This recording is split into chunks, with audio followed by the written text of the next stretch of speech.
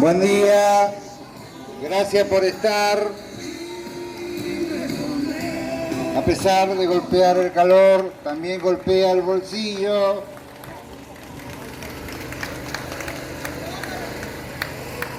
Los primeros días de febrero, el clamor de nuestros afiliados y del resto de la docencia fue la difícil situación económica que estaban atravesando. Fue desesperante. Eso nos llevó a apelar a la sensibilidad del señor gobernador. Decirle que los sueldos estaban por el piso y la inflación por las nubes. Como siempre, como es costumbre del señor gobernador, no hubo respuesta. Queda en claro que la política salarial que declara el modelo formoseño es absolutamente indefenso. Por eso nos llevó a convocar a una asamblea de delegados de todas las provincias, que se llevó adelante el día 25 de febrero. Por supuesto, se trató varios puntos. Uno de los puntos que más se debatió fue lo salarial, porque ya sabíamos el acuerdo a nivel nacional, de las paritarias nacional, donde el gobierno nacional y los 5 gremios nacionales acordaron un acuerdo paritario de un sueldo garantizado de 130.000 pesos para el sueldo mínimo y un incremento salarial escalonado del 17,5% en marzo, el 8% en mayo y el 8% en julio. Totalmente insuficiente, por supuesto. Eso se tiene que trasladar a las jurisdicciones. Acá el total silencio del señor gobernador, del ministro de Economía, es que estamos nuevamente aquí, frente a Casa de Gobierno, peticionando un sueldo acorde a la canasta básica de alimentos. En febrero, la canasta básica de alimentos ya era en enero de 152.000 pesos. En febrero ya superamos los 160.000 pesos. Ayer percibimos nuestros saberes con un sueldo de 90.338 pesos. Es evidente que los sueldos cada vez se alejan más de la necesidad de la canasta básica de alimentos. Es por eso que apelamos tanto al gobernador como a los secretarios generales dialoguistas que tienen la suerte de participar en esa discusión salarial, que tengan en cuenta esos valores, porque no puede haber sueldo por debajo de la línea de pobreza. Una educación de calidad, no podemos pedir una educación de calidad si hay maestros con sueldo por debajo de la línea de pobreza. Eso fue uno de los puntos. Además, peticionamos la normalización en carácter de urgente de las juntas de clasificación y de disciplina. Ustedes saben que es un organismo del Estado que está intervenido desde el año 2019. Eso en democracia no debe ocurrir. Por eso decimos que la democracia en nuestra provincia está totalmente tergiversada. Alguien decía ayer, falta muy poco para que llevemos la plata en carrito y llevemos la mercadería en el bolsillo, porque eso es la inflación, compañeras y compañeros. Y yo, ¿saben qué? Yo gano 240.000 pesos, pero cuando el banco pasa, me quedó 150.000. Casi me desmayo. Pero efectivamente yo debo eso. Porque el sistema, compañeros, nos dice, ¿vieron qué onda? Te dice, tené disponible, tené disponible. En enero vinieron mis hijos y yo digo, la puta, si no puedo comer lo que quiero como buena gorda, si no puedo tomar lo que quiero ahora, y vamos a sacarle una onda. En febrero se volvían todos para Buenos Aires. Y bueno, y vamos a sacarle otra onda. Ahora tuve que pagar. Esa es la realidad de los trabajadores. Cada uno obviamente se endeuda según lo que puede endeudarse. Y a veces más, porque la tarjeta, claro, ya no tengo hace rato, porque no sé usar tarjeta. Soy un pobre que se cree Messi, entonces no tengo tarjeta. Entonces, esto es lo que tenemos que salir a hablar con los padres, con el vecino, con el carnicero. Porque vos decís algo y te, no, vos sos de Juntos por el Cambio. La pelota. Yo soy un trabajador, una trabajadora. Quiero vivir, como decía Mirka. Es lamentable pedir la canasta básica, compañeros. Deberíamos estar pidiendo la canasta básica familiar, que incluye que yo me pueda ir al cine, que yo pueda ir a sentarme a comer en un restaurante. La otra vez me dijo alguien, porque el viernes pasado fui a la inauguración de la Mandinga y pedí un vino. Ay, profesora, qué mala imagen. ¿Qué te pasa? ¿Vos te crees que yo no tomo vino, que yo no cago, que yo no cojo? Hago lo que hacen todos los seres humanos, hacemos los maestros. Y tenemos derecho, compañeros, no hay que avergonzarse de reclamar. Tenemos que reclamar lo que es nuestro.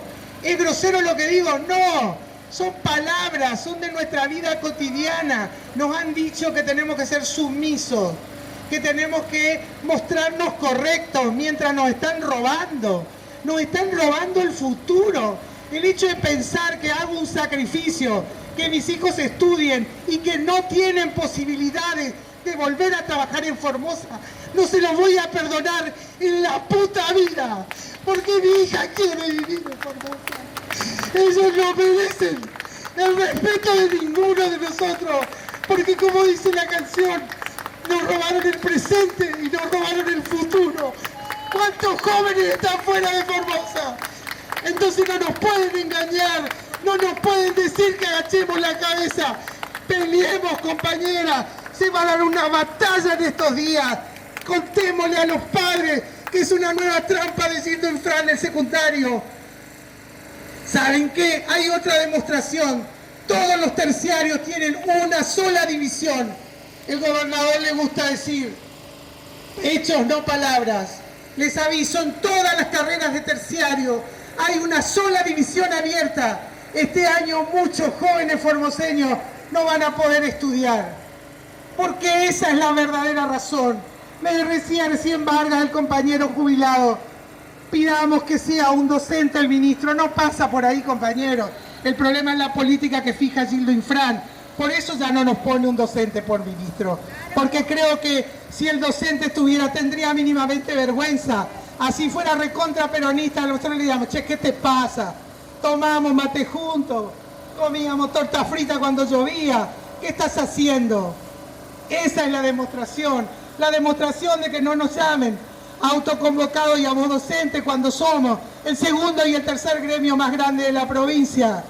Ese es el ninguneo, esa es la demostración de la política. No existimos, mejor dicho, él quiere decirnos que no existimos. Nosotros sabemos que existimos y que somos una piedra en el zapato y que todo el tiempo vamos a estar diciendo y marcando lo que está mal. Eso hay que salir a contarle a la gente. Los directores de terciario se quejaron, no tienen respuesta.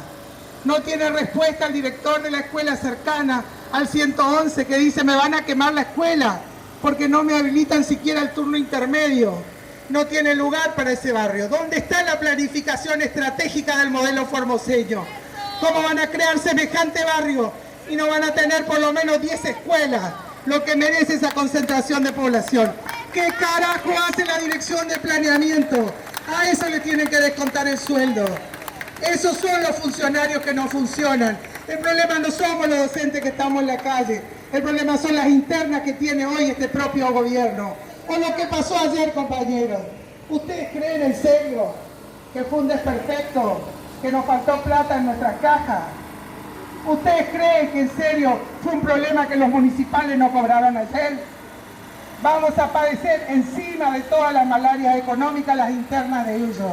Porque hay que decir con todas las letras, hay sectores del peronismo que piensan que ya es hora que Gildo se vaya, pero no tienen los huevos que tenemos nosotros para pararnos acá y nos van a usar en el medio de su interna.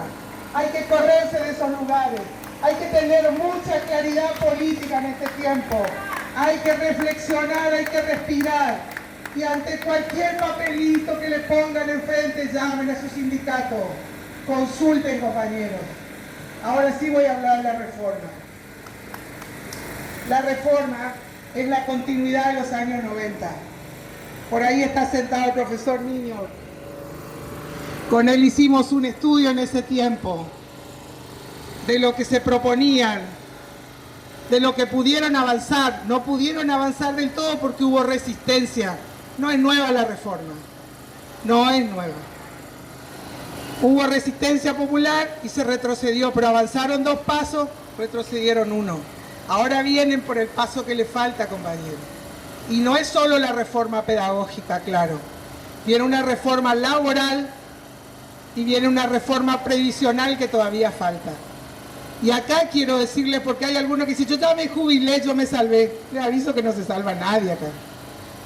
Todos nos tenemos que defender nuestra caja, nuestro sistema jubilatorio y nuestro estatuto. Porque por ahí nadie le presta atención, leemos cuánto fija de piso la paritaria nacional y no fijamos que ellos vienen diciendo en varias actas que están trabajando en un convenio colectivo.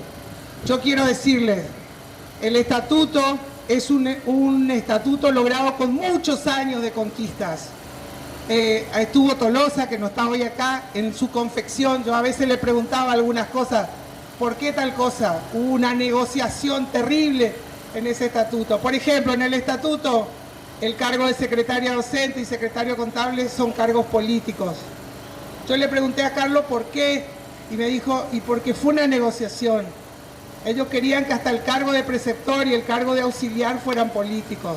Y negociamos, eso queda para políticos, esto queda. Pero hoy en la práctica, compañeros, el cargo auxiliar docente lo sacaron de lista. Entonces termina siendo político. Entonces vienen haciendo cosas que las van a terminar de concretar cuando derriben el estatuto y nos quiera convencer Cetera y todo eso que se reúnen allá de que lo mejor que nos pasó en la vida es un convenio colectivo. Pero un convenio colectivo se reforma ahí nomás, en esa reunión. Un estatuto hay que convocar a la Cámara, así ellos tengan mayoría, se paga un costo político.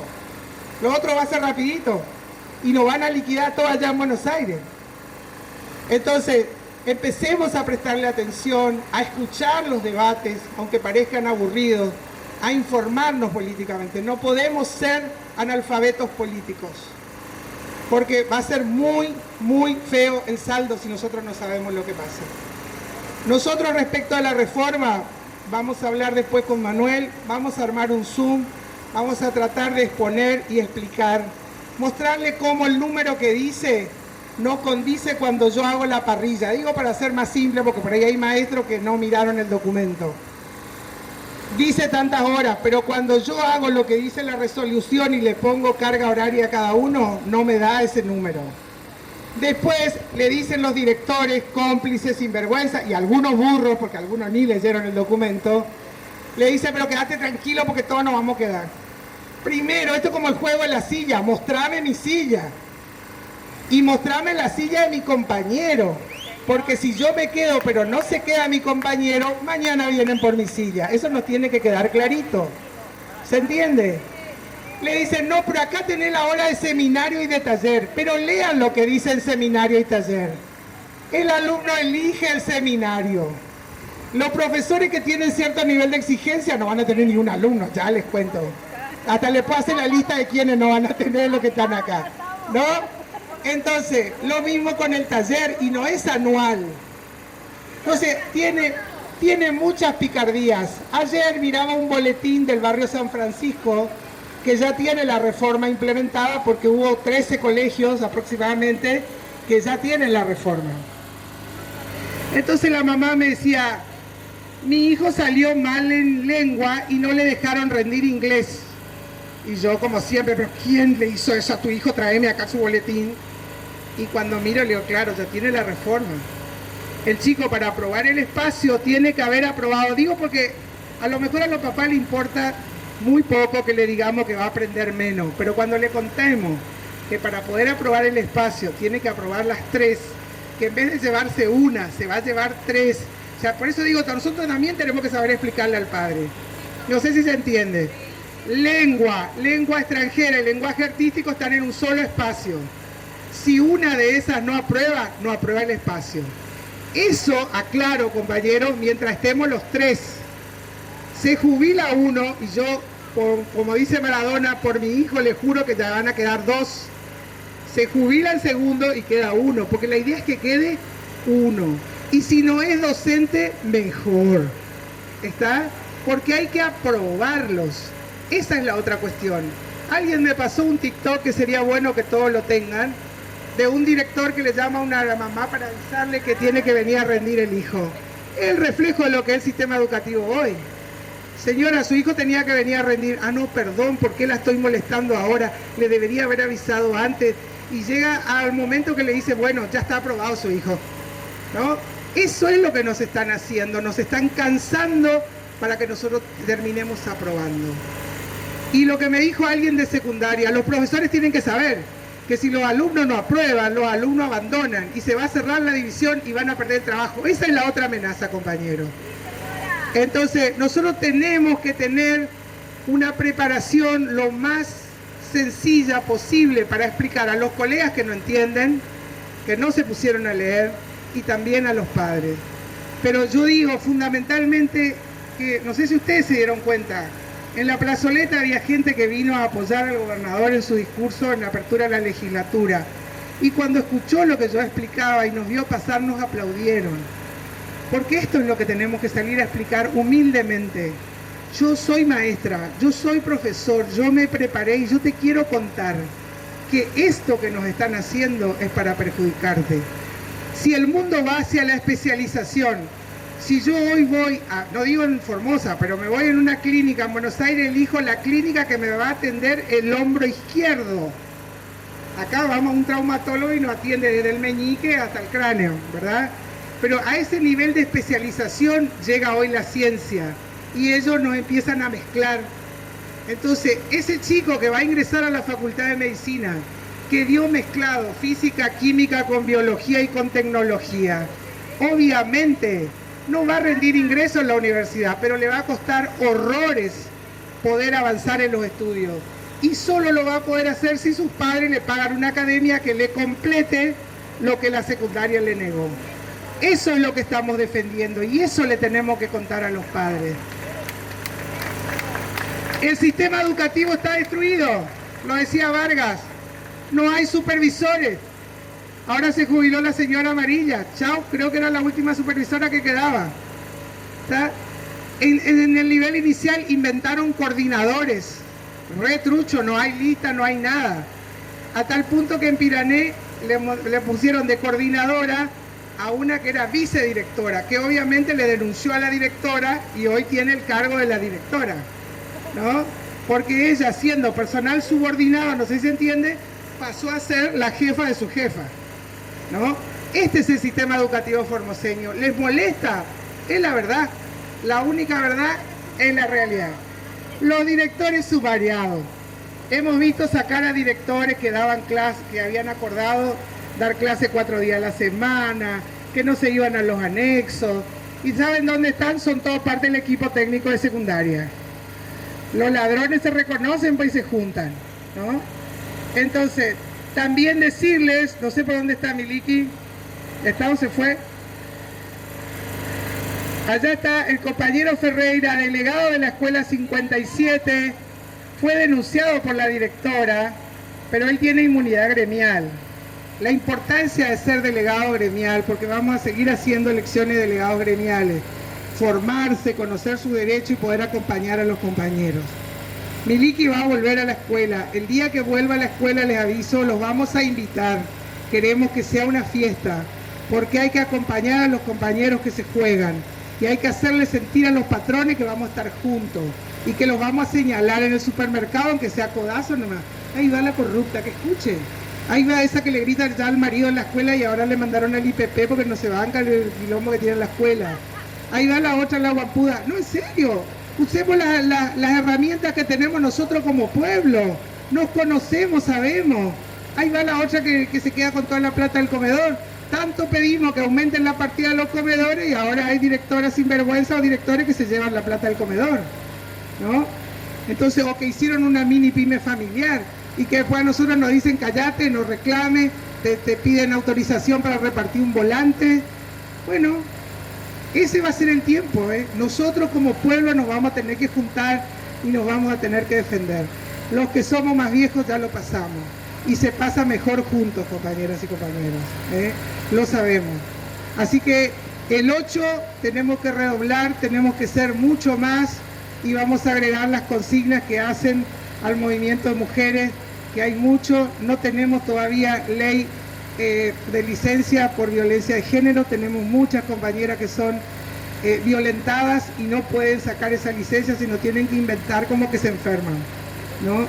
Así que son muchas cosas que le vamos a agregar a ese petitorio. A informar, a militar, explicando por qué tenemos que tener aumento de sueldo, explicando con los hechos concretos, que yo creo que yo estoy postergando ir al supermercado porque sé que no me va a alcanzar. Creo que nos está pasando a todos. Vamos a elegir qué deuda vamos a pagar y qué deuda no. Van a volver a golpear nuestra casa o nos van a llamar por teléfono diciéndonos, recordándonos algo que sabemos, pero no pudimos, que son los compromisos que tenemos. Así que por eso mismo hay que seguir peleando. Y sabemos también que si los docentes logramos aumento, todo el resto va a lograr aumento. Así que a ese resto silencioso, que si no nos va a acompañar, por lo menos que se callen, que no digan nada, ¿verdad? Hasta la próxima, compañeros y compañeras. La lucha de los trabajadores, lucha nuestra, que viva la unidad del conjunto de los trabajadores ocupados y desocupados. Pero este apoyo no es solamente solidario en términos del reclamo salarial, sino que no podríamos faltar en una lucha, en una jornada de lucha de los docentes de la educación, porque nuestros hijos son justamente los que van a la escuela pública, nuestros hijos son justamente los que están en sus manos para ser educados, para ser formados, y somos realmente conscientes que no hay una buena educación con malos salarios. No se puede sostener la educación con trabajadores que ganen por debajo de la canasta de pobreza. Este es el gran flagelo en este momento, lo denunciamos permanentemente desde nuestros lugares, de nuestros espacios, de nuestras propias luchas, que la inflación no solamente golpea a los desocupados, sino que también golpea con mucha dureza a todos aquellos asalariados. Y estamos acá también, compañeras y compañeros, para defender a la educación pública, porque como lo han dicho muy bien, el salario es una punta solamente del sistema, porque estamos frente a una situación de desfinanciamiento del sistema educativo que no es de ahora sino de larga data, y que cada vez se tiene que recostar más el funcionamiento, el mantenimiento de la escuela sobre las espaldas de los propios padres y de los propios trabajadores de la educación. Y como estamos hablando de la inflación y de nuestros salarios, nuestros ingresos, una de las maneras, o la manera que en estos momentos se está tragando nuestros ingresos, obviamente es la inflación. Y en ese aspecto, uno de los factores principales es el aumento de las tarifas, que venimos sufriendo casi mes a mes. Aumenta el transporte, aumenta el agua y también aumenta la luz. Que no solamente esto queda traducido en la factura, sino que también se descarga en los precios de todas las mercancías, de todo aquello que consumimos a diario. Por eso queremos invitarlo para mañana. Vamos a hacer una movilización también hacia Casa de Gobierno para rechazar y denunciar estos tarifazos que se están llevando nuestros ingresos y nuestros salarios. Mañana nos vamos a dar a cita varias organizaciones sociales de los que somos independientes, porque así como los sindicatos, una gran mayoría está cooptada por el gobierno, también dentro del movimiento social hay varias organizaciones cooptadas por el gobierno, pero estamos aquellos que como ustedes enfrentamos en la calle este ajuste.